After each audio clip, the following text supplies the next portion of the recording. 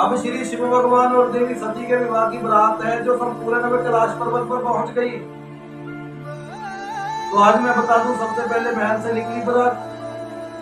थोड़ा बैक बता दूं पिछली, जो मतलब कहां से होते हुए अब बारात कैलाश पर्वत पर पहुंची थी देवी सती के महल से।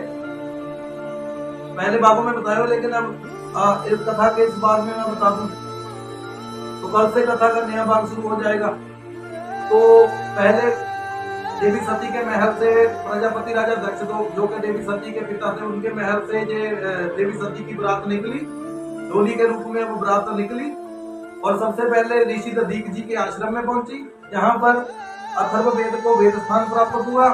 उसके बाद वन में पहुंची, वन में जहाँ चतुरासुर का वध हुआ। उसके बाद शमशान घाट में पहुंची, जहाँ पर देवी सती को ज्ञान करवाया गया महादेव की ओर से कि शमशान घाट सबसे पवित्र क्यों है।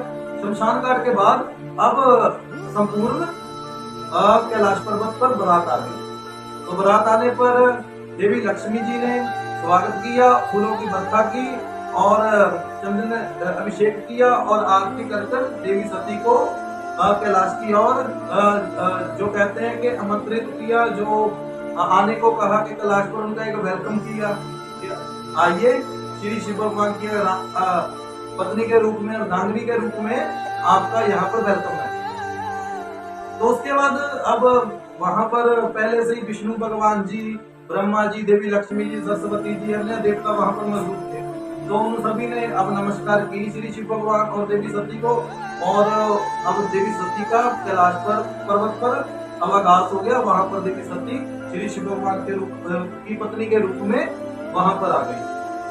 तो अब कल आगे के बाद में बताएंगे कि कैसे अब देवताओं और असुरों में युद्ध छिड़ने की तैयारी है। इधर श्री शिव भगवान अभी विवाह बंधन में अभी बन रही हैं देवी सती के साथ, अभी उन्होंने अपनी जिंदगी शुरू करनी है। उधर राक्षसों में और देवताओं में युद्ध छिड़ने को तैयार है।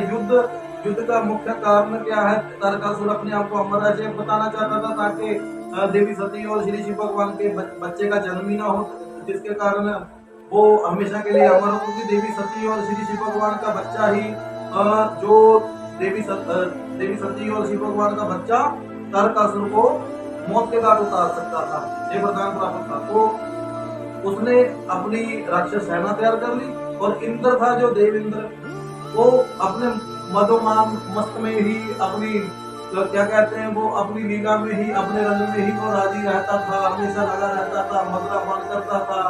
वो उसको कोई लेना देना नहीं था। वो पूरी परिस्थिति गुजर चुकी थी देवलोक में भी।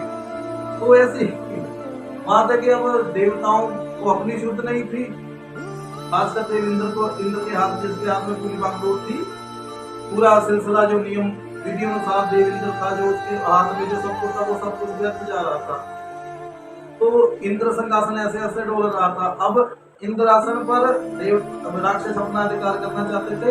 और श्री शिव भगवान अब नए अभी शादी में बने थे। अब कैसे श्री शिव भगवान जी युद्ध को रोकते हैं, तो ये बात हम कल बताएंगे। और कल ये भी बताएंगे कि देवी सती कैसे एकदम श्री शिव भगवान के आसन पर जाकर बैठ जाती है, जहाँ पर वो बैठकर ध्यान करते थे, अपना ध्यान लगाते थे, भक्ति करते थे। तो श्री शिव भगवान ने क्यों मना किया कि देवी सती अभी तुम उस आसन पर मत बैठो, उस स्थान पर मत बैठो, क्योंकि अभी तुम उस योग्य नहीं हुई हो। तो क्योंकि अभी तुम महल से आई हो राजकुमारी के रूप में, तो वहां पर बैठकर देवी सती एकदम बेहोश क्यों हो जाती है। और देवी सती को क्या क्या दिखने लगता है बेहोशी के रूप में। तो कैसे ज्वाला अग्नि जो प्रचंड रूप में एक विराट क्या कहते हैं, वो एक शक्ति के रूप में उभरती है, वो सारी बातें हम कल आगे के भाग में बताएंगे। जहां तक कथा संपूर्ण है कि देवी सती और श्री शिव भगवान के विवाह के बाद अब बारात कैलाश पर्वत पर पहुंच गई।